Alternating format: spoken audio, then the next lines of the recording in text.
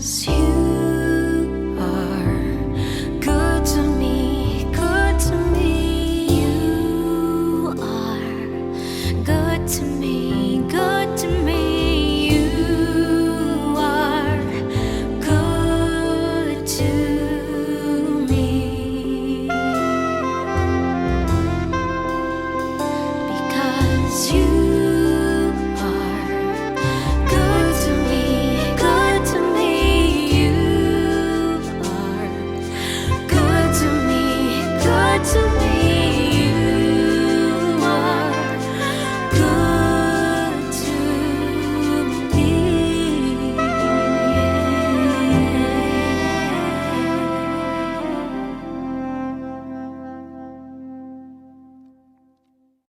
Mayang adlaw kanatong tanan sa akong mga kaigsuonan nga nagpadayon sa pagsunod ning atong pagtuon sa pulong sa Ginoo.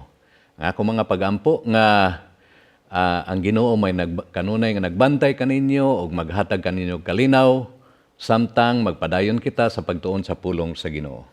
Sa dili pa nato padayonon ang Tesalonica dinhi sa kapitulo 5 magampo ta. Amahan nga langitnon, salamat kayo sa imong kaayo sa among tagsa-tagsa ka kinabuhi. Nagpasalamat kami tungod sa kusog nga imong gihatag kanamo nga bisan sa matag adlaw, ikaw ang naghatag kanamo sa kalinaw. Sa padayon namo nga pagtan-aw sa imong pulong, nagampo ako nga ang imong balang espiritu may maguban kanamo aron ikaw mismo ang magtudlo kanamo sa espirituhanong kamatuoran. O kining tanan namong giampo sa ngalan ni Jesus. Sa milabay na nga duha ka Domingo, atog yung nahisgutan kabahin ning rapture o pagsakgaw ug bisan pagani sa miaging Domingo akong nahisgutan ang panghitabo. Sa gitawag nato Great Tribulation Period, mao kini ang panahon sa tumang kalisod nga wala pa gyud magihi sa sukad-sukad sa tibuok kalibutan. So karon ako lang balikon nga ato nang nahisgutan nga kining pagsakgaw mahitabo gyud kini sa dili pa mobalik si Ginoong Hesus sa ikaduha ka higayon. Gani ako lang i-review sa pagbalik ang kapitulo 4 sa Tesalonica sa bersikulo 17, nagingon siya dinhi. Unya kita nga buhi pa ni atong adlaw, bayawon uban kanila didto sa mga panganod aron pagsugat sa Ginoo. Ug unya kita uban na kanunay sa Ginoo. So dinhi sa kapitulo 4 ato nang naisgutan nga kadtong mga nangamatay na nga sumusunod ni Kristo, dili sila maulahi tungod kay inigtingog na sa trompeta, inigtawag na unya sa arkanghel. Sa diha nga manawag na siya, ang kadtong mga nangamatay nga nakadawat ni Ginoong Hesus nga ilang manuluwas o Ginoo sa ilang kinabuhi, mabanhaw, o kita nga buhi pa ni anang panahona sa kalit kita mga usab. O sa lamang kapag pamilok, nausab kita, ug unya dungan sa atong mga kaigsuonan nga nabanhaw, magmusugat kita paingon didto sa kapanganuran kay didto naghulat si Ginoong Hesus. Ug unya dalhon nakita niya sa iyang gingharian. Ug unsa may mahitabo niya ng panahona, mao na dayon na ang pagsugod sa 7 ka tuig nga Great Tribulation Period nga atong nahisgutan sa miaging Domingo.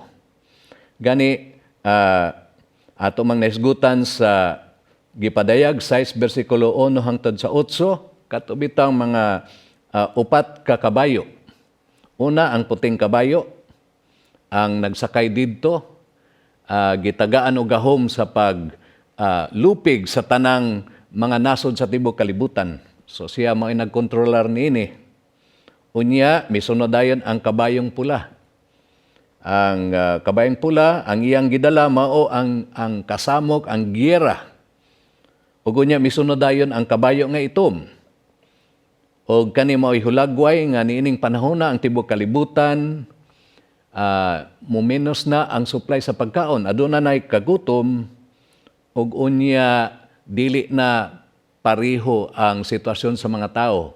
Ang mga dato mosamot og kadato, ang mga pobre mo samot og kapobre, so manang dili na sila ka-afford kay mahal na kaayo ang mga pamalito ni ining panahon na. Ug unya ang katapusan mao ang kabayo nga luspad. kani siya mao'y nagdala na sa kamatayon.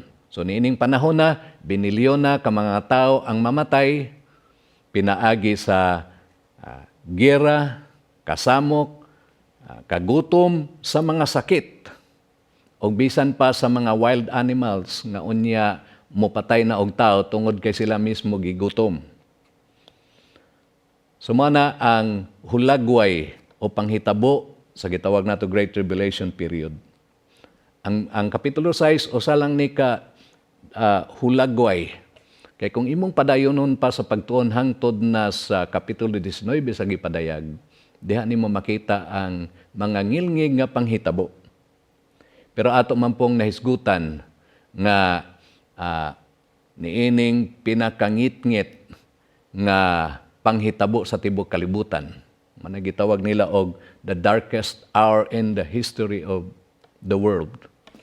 Makita lang gihapon nato nga ang suga, ang kahayag nga si Kristo mo ay Mesiyas, mao'y makita sa mga tao, labi na sa Israel, tungod kay kining Great Tribulation period, mao gyud kinipod ang panahon nga ang Ginoo madawat na nila si Ginoong Hesus nga ilang Mesiyas, mana nga ang Ginoo mo padala og 144,000 ka mga witnesses.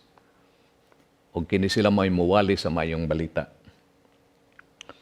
So mana nga ato nang ipadayon karon. So ang akong pangutana kano sa maning mahitabo. So sa atong papadayon sa Kapitulo 5, makita nato diri ang mga bersikulo nga maoy atong gibasihan nga ang pagkuha ni Ginoong Hesus kanato nining kalibutana mahitabo kini sa dili pa magsugod ang 7 ka tuig nga kagubot nga si Antikristo na unya may magdumala sa tibuok kalibutan. So ako lang basahon sugod sa bersikulo 1 hangtod sa 3. Maghisgot kita karon kabahin sa panahon sa adlaw sa Diyos o the day of the Lord. Bersikulo 1, no? Kapitulo 5, atong tun-an karon ang bersikulo 1 hangtod sa 11. Unahon sa nato ang bersikulo 1 hangtod sa 3 nga nag-ingon dinhi. Mga igsuon, dili na kinahanglan nga sulatan pa kamo kung kanus mahitabo kining mga butanga. Kamo mismo nasayod kaayo nga ang pagbalik sa Ginoo sama sa usa ka kawatan nga mo abot sa gabi. Inig-ingon sa mga tao, malinawon ang tanan ug luwas sa kakuyaw. Sakalit maabot kanila ang kalaglagan sama kakalit sa sakit nga bation sa babae nga nagbati. Unya dili sila makalikay niini. So niingon si Pablo sa taga Tesalonica nga sila mismo nakadungog na niini nga pagtulunan nga mobalik kayod si Ginoong Hesus. Mana nga sa bersikulo 2 niingon siya nga kamo mismo nasayod. Ngano man. So niingon siya dinhi nga ang pagbalik sa Ginoo sama sa usa ka kawatan. So ang buhaton sa kakawatan mosaka siya sa panimalay kung ang mga tao didto nirelax na, kumpiyansa na kaayo. Nagtuon na sila sa bersikulo 3 nga wala na malinawon ta. Secure kaayo ta, wala ta mag-atubang sa kakuyaw. So niya ng panahon na, diha na mo atake ang kawatan. Kay sa pagsulod niya sa panimalay, natulog ng mga tao dito, giabrihan na ang portahan kay kumpiyansa lagi kaayo. Kay nagtuo man sila nga, tungod sa among teknolohiya, tungod sa among bahandi, tungod sa among kaalam, mana nga maangko namo ning kalinaw, maangko namo ning seguridad bisan og wala ang Ginoo. Hinumdumi igsuon nga sa pag-ingon dinhi nga ang pag-abot sa adlaw sa Ginoo. Usa kini ka familiar nga statement sa karaang tugon. Nga pag-ingon gani nga sa adlaw sa Ginoo or the day of the Lord, the Lord's day, ang buti pasabot niini nga ang Ginoo mao kining panahon nga siya muapil. Ginamit ang iyang gahom aron nga ipakita sa tao nga siya paghihapon ang nagkontrol sa mga panghitabo niining kalibutana. Sa Old Testament, sa pag-ingon nga mao kini ang adlaw sa Ginoo, mao kini ang panahon nga iyang husgahan ang iyang mga kaaway, iyang lurason ang iyang mga katawhan, ug unya iyang i-establisar ang iyang gingharian ug ang iyang authority. So, kung dinhi nata sa bag-ong tugon, ang pag-abot sa adlaw sa Ginoo, mao kini ang una pagpakita nga para kanatong mga sumusunod ni Kristo, good news ni siya nga naman, tungod kay dinhi na mahingpit ang atong kaluwasan, pinaagi unya sa iyang pagsakgaw kanato. No. Kay iya naman tang i-deliver. So sa ato pa ang atong paglaom nga kining atong lawas nga madugta mamatay, ilisa na sa lawas nga dili madugta ug dili mamatay. So manang niingon si Pablo sa atong gisgutan nga mao kani ang atong buhing paglaom. Apan sa mga tawo nga wala motuon ni Ginoong Hesus nga ilang manluluwas o Ginoo sa ilang kinabuhi, katong mga tawo nga nagpadayon og pagpakita sa ilang pagkarebelde batok sa Dios, mao ni ang bad news nga naman kay niining panahona mao ni ang iyang paghusga, paghatag sa iyang judgment kanila dinhi pa sa kalibutan. Ug unya mao po ni ang panahon nga iya nang i-establisar. No, mabasa nato sa gipadayag kapitulo 20 hangtod sa 21 nga labi na sa kapitulo 20 sa gipadayag nga magdumala siya dinhi sa kalibutan sa 1,000 ka tuig aron ipakita sa tibuok kalibutan ug bisan pa sa universo nga kung ang Ginoo gani ang magdumala sa usa ka nasod ug bisan pa sa atong kinabuhi, makita nato ang kahapsay niini. Take note nga ang United Nations, UN, giorganisar kini sa mga leader sa tibok kalibutan sugod pa sa 1940s kay para paglikay lagi sa kagubot sa tibok kalibutan. Gani makita nimo bisan pa silang headquarters sa New York nga ang ilang gi-quote nga bersikulo gikan gyud sa Isaiah nga ang mga espada himuon ng daruhan. Pero igsoon, gusto nila nga adunay kalinaw, adunay seguridad sa tibok kalibutan. Pero manan ni ang akong giingon ninyo nga bisan og maayo pa kaayo ang ilang plano. Pero ang tao manggod gusto niyang ipakita nga wala siya nagkinahanglan sa Dios. Nga bisan og wala ang Ginoo sa iyang kinabuhi, makabaton siya og kalinaw og seguridad. Pinaagi sa iyang kaugalingong pagpaningkamot.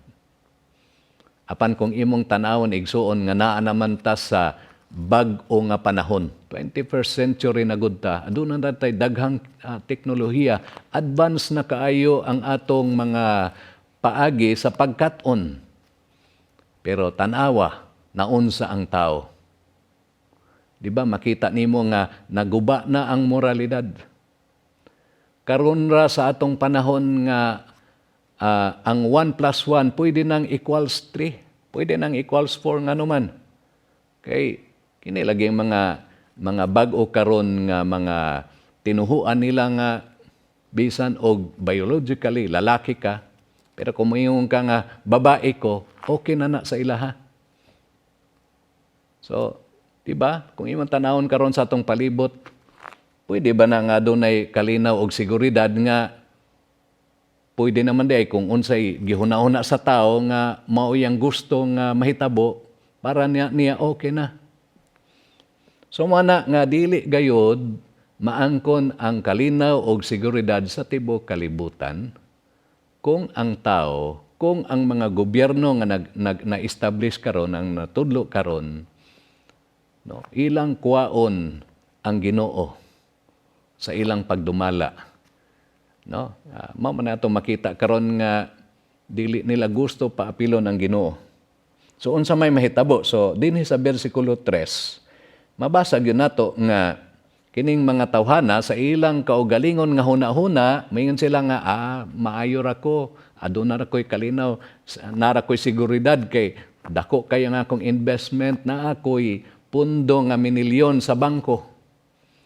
Pero unsa may mahitabo sa dihang maguba na ang pinansyal ug ekonomiya sa usa ka nasod, kanang imong kwarta nga gipundo, kanang imong yuta nga gipundar, sa dihang moabot na ang kagubot, wala na nay bili. O di ba, makita man nato karon nga tungod niini nga virus, nauso ba nga tong dagan sa kinabuhi? Pobre man o dato naapektuhan niini. No?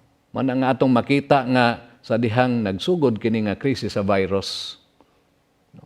Gipangsira tong mga tindahan, department store kay wala na ba yung maglinya sa department store kay mopalit og mga sinina. Kundi asa man naglinya sa mga butika, naglinya sa mga baligyaanan sa pagkaon kay mao man na ang basic needs.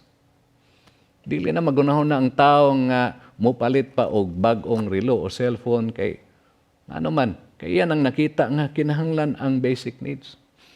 So mana nga dinhi gipakita gyud sa Ginoo, gitagaan ta og warning tanan, especially sa mga Kristohanon, nga kung ang atong saligan sa kalinaw og kining seguridad, kung magsaligta sa mga butang nga naa nato karon, sa mga tao nga nagdumala sa politika, hinumdumi igsuon nga kining tanan kawang lang kini, useless lang kini. Ngano man kay nakahibalota niingon si Ginoong Hesus, ako ang dalan, kamatuoran ug ang kinabuhi. Niingon sa dinhi walay makaadto sa man kun dili pinaagi kanako. Sa Juan 10:10 niingon pod siya nga ang kaaway mianhi aron sa pagkawat, no, pagpatay. Apan mianhi ako aron makabaton kamo kinabuhing madagayaon. No? Jesus wants you to give you a full and meaningful life. So mao na ang gusto sa Ginoo nga hatagan gud ka nga sa kinabuhi nga adunay meaning nga bisan og napatan ining kalibutan na makabaton ta sa seguridad ug kalinaw nga dili mahatag sa kalibutan. So mananingon si Ginoong Hesus sa iyang mga tinun-an, my peace I will leave to you. Ang akong kalinaw akong ibilin kaninyo. Kay kini nga kalinaw dili kini mahatag sa kalibutan. Atong ipadayon. Niingon siya sa bersikulo 4 ug 5. Mao ni ang iyang pagdasig, iyang exhortation. Niingon siya dinhi, apan kamo mga igsuon, wala magpuyo diha sa kangit-ngit, busa dili kamo makalitan sa mong adlaw nga moabot sama sa usa ka kawatan. Kamong tanan iya sa kahayag og siya sa adlaw. Dili kita iya sa gabii o iya sa kangit-ngit. Ang buti pasabot ni Pablo, mao nga tungod kay naa na si Kristo sa imong kinabuhi o ang iyang balang espiritu naghatag ka na tog kaalam, so niingon siya nga dili na ta makalitan, dili na ta mahadlok. Nganuman kay kita makabantay na. Muy nga natakaron nga karong panahon na hapit na gyud matuman ang giingon ni Ginoong Hesus. No, kay sa pagtan-aw pa lang da nato sa tong palibot makaingon na gud ta nga wala na gyud ni. Mao na gyud ni ang giingon niya sa Biblia nga mahitabo sa katapusang mga adlaw. Mana nga niingon siya dinhi nga naa na ta sa kahayag. Nganong nahayagan man ta tungod kay wala ta mobiya sa pagtuo nga ang iyang pulong maoy pinaka-autoridad. Maoy basihan nato sa atong pagkinabuhi. Maoy basihan nato sa atong pundasyon. Dili nga gamiton nato ang atong kaalam, nga mayunta nga mao ni akong nasabtan sa Biblia. Nga bisan og klaro na kaayo ang pagtudlo niini, labi na sa sinulat ni Pablo, giklaro ni niya mao nga kita sa atong pag-interpret, sa atong pagsabot niini, atong unahon tong mga bersikulo nga giklaro niya. Kay kung atong basihan mao lamang ang pagpamasin kanang gitawag nato og implied nga mura og gipadungog-dungog ra. So mao nay magka-problema diha kay ang uban natong mga magtutudlo mo concentrate more man sila sa kadtong mga bersikulo nga dili pa kayo klaro. So mana nga ang atong pamaagi sa pag-interpret o pagsabot sa Biblia nga katong giklaro sa Ginoo pagtudlo, giklaro pagsulat ni Pablo, dito ta mo concentrate. So ang iyang gipaklaro dinhi mao nga kung naa nata ni Kristo dili nata malimbungan. Nganuman kay di ba kung ang tao nga napa sa kangit-ngit maglisod ka og lakaw, dili ka kahibalo kung asa ang imong direksyon nga subayon. Apan kung ang imong palibot adunay suga. So dinhi masabtan nimo nga oy, mao dinhi ang sakto nga dalan, mao dinhi ang sakto nga pagtulunan. Nganuman kay mahayagan ta sa pulong sa Ginoo, makasabot ta sa iyang pulong tungod kay ang balang espiritu may moabri sa atong mga huna-huna og kasing-kasing kaning gitawag natog spiritual truth. So, mao ni ang iyang instruction. Unsa man ang iyang instruction, no? Atong basahon sa bersikulo 6 hangtod sa 8, no? Tesalonica kapitulo 5 bersikulo 6 hangtod sa 8 nagingon dinhi, busa dili kita mga tulog sama sa uban kundi magtukaw ug magmaligdom kita. Kasagaran ang mga tao matulog sa gabi ug sa gabi usab sila mga hubog. Apan kay kita iyaman sa adlaw, angay kita magmaugdang. Kinahanglan nga ang pagtuog paghigugma himuon natong sama sa taming, sa dughan o ang atong paglaom sa kaluwasan sama sa helmet. So dinhi mihatag og illustration o hulagway si Pablo nga kasagari ilang makita sa ilang panahon. Ang ilang mga sundalo, no, ang ilang mga depensa, una mao ang taming ug unya ang ilang helmet. Ilan ang sulubon para depensahan ang ulo. So sa bersikulo 6, ningon sila dinhi nga dili kita mga tulog. No?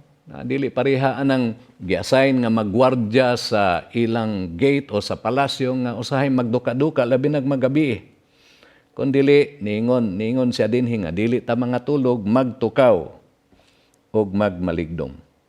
So sa akong nasabtan dinhi, no, kini nga mga instruction sa pag-ingon nga dili mga tulog, ang buti pasabot ni ini nga since naa na ta sa kahayag, ang atong buhaton mao nga kinahanglan nga maabtikon ta nga mubantay labi na karon sa mga pagtulunan nga ihatag sa mga tao nga una maayong musulti, taas kaayo og kinaadman, makita nimo sa ilahang record nga naa na sila'y doctorate degree.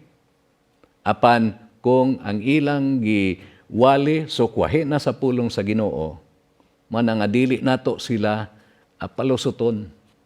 Dili nga kung unsa ang ilang ihatag tuhuan dayon nato. So ningon siya dinhi nga magtukaw. So sa ato pa magbantay ta nga dili ta malutsan. Mamanggani nga ang Ginoo naghatag kanato sa iyang balang espiritu kay para ang atong saligan nga mo guide nato, mo witness, mo ingon sa atong kasing-kasing ug gunahuna nga sakto kini. Kanang iyang gisulti sakto na kay mao na naa na sa pulong sa Dios. Ug unya sa iya pagong pag-ingon dinhi nga magmaligdong. Ang buti pasabot ni ini nga dili ta magpaling-paling. Gani sa bersikulo 8, niingon na gud siya nga kinahanglan nga ang atong pagtuo, ang atong faith, ug ang Dios nun nga gugma, maoy atong himuon nga taming. So unsaon man nato ni paghimog depensa.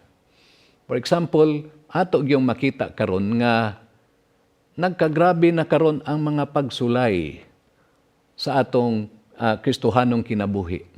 No, sa physical, sa pinansyal, sa relasyon, sumana nata nga imbis nagka-advance na ta karon, nagkagubot man gihapon ang kalibutan. No. Dagan sa akong mga kaigsuonan karon sa pagtuo nga adunay gibati sa physical nga nagpaampo. So unsaon man nato na paghimo og taming kay gamiton manggod na ni Satanas, no? Iakusar man niya ang Ginoo nga moingon siya nato nga tan-awa misunod mo ni Kristo unya unsa man ning nahitabo karon, di na namoy sakit, nagkalisod-lisod na mo. So iakusar niya ang Ginoo nga wala mahigugma nato. So ang atong paggamit ni ining taming sa pagtuo mao nga moingon ta ni Satanas nga no, ako nagtuo nga ang Ginoo nahigugma kanako mao nga iya ganing gipadalang yang bugtong anak aron nga makabaton akog kalawasan. Ingno nato nga kung adunay mosulod sa atong hunahuna sa pagduda mahinta nga Ginoong Hesus, wala na ko makasabot karon sa mga panghitabo sa akong kinabuhi. Ug kung mamati ko sa komentaryo sa tao, mas maluya pa ko.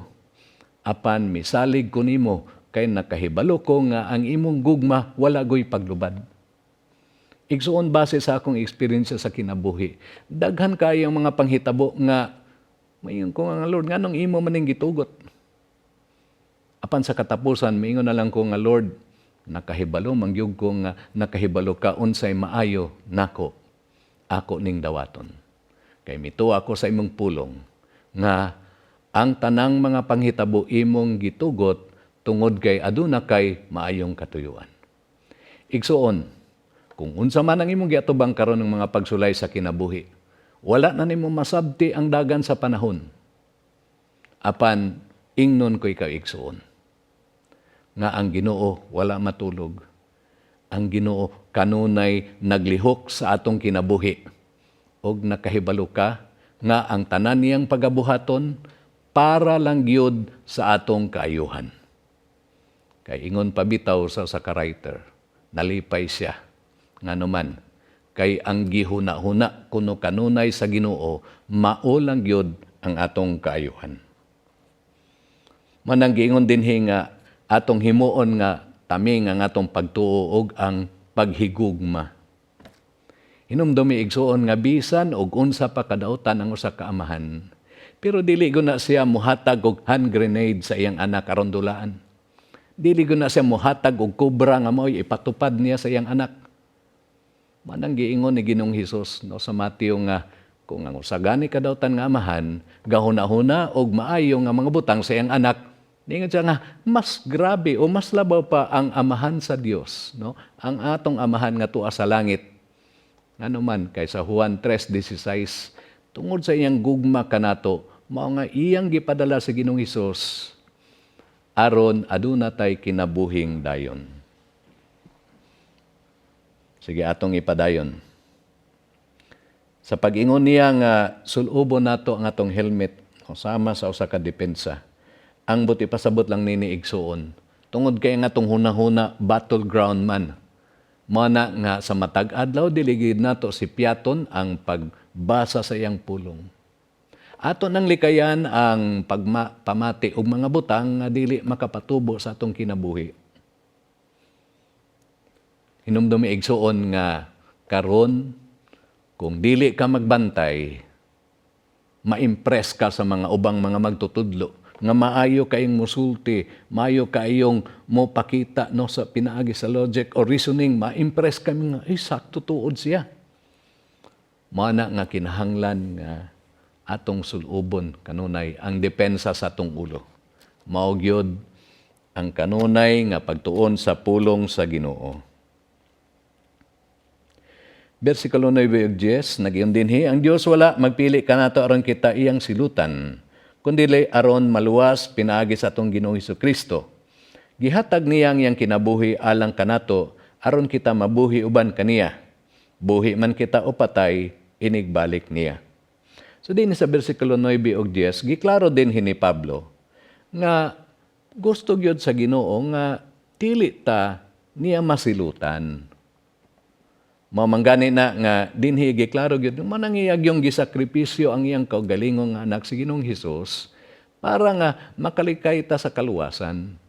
So giklaro dinhi igsuon nga ang atong kaluwasan sa sala nga makasulod ta sa langit dili gyud pinaagi sa atong kaugalingong paningkamot, no? Nga aduna tay mga seremonya nga pagabuhaton kundi di giklaro gyud dinhi nga ngato ra yung pagtuo nga si Hesus lang gyud ang nakabayad sa atong sala. No, dili nga mayinta nga magpasan ko sa krus, maglatigos ko sa akong likod, muhatag ko og daghan sa mga pobre para maluwas ko. Dili igsuon.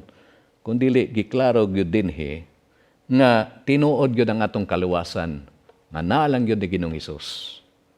Magbuhat tag maayo sa atong isig katawo kay mao man ni ang sugo sa Ginoo. So mao ni ang ebidensya nga ikaw tinud-anay nga naluwas tungod kay makita gyud pod sa imong maayong binuhatan. Kaya sa giingon ni Ginoong Hesus, giingon siya nga you are the light of the world. Giingon siya nga kita kuno ang kahayag sa kalibutan.